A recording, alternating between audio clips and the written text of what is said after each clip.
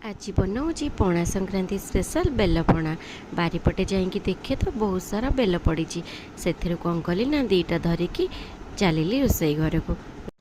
Bell को रोसई घरे रखिदे कि नड़िया गोटे थिला, नड़िया गोटे को बाड़े फाड़ करदेली। तापर बेल को भी बाड़े फाड़ करदेली। मुझे पणा बनवाई छतुआ, छेना, दही, नड़िया, गुड़ ये सब जिनस नहीं। मुझे गुड़ नहीं ना से गुड़र पाउडरटा नहीं। आपड़ चाहिए गुड़ नियंतु ना चीनी भी नियंतु, जो थे आपण इच्छा से करें। प्रथम ये मुझे नड़िया को करदेला बेल को लेकिन पानी रे एमती हाथ टे चकड़ी देवा। चकड़ी देला तार जो खदड़ा अंशटा थाए ना सेटा बाहरी जीव। 2 ରୁ 3 ଚାମଚ नहीं छतुआ गुंड, छेना, नड़िया कोरा आ कदली देकी आको टिके भलरे चकटी नवा।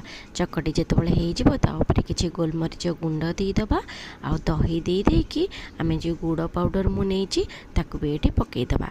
पकई देकी आउ थरे मु गोळेई नउछि हातरे।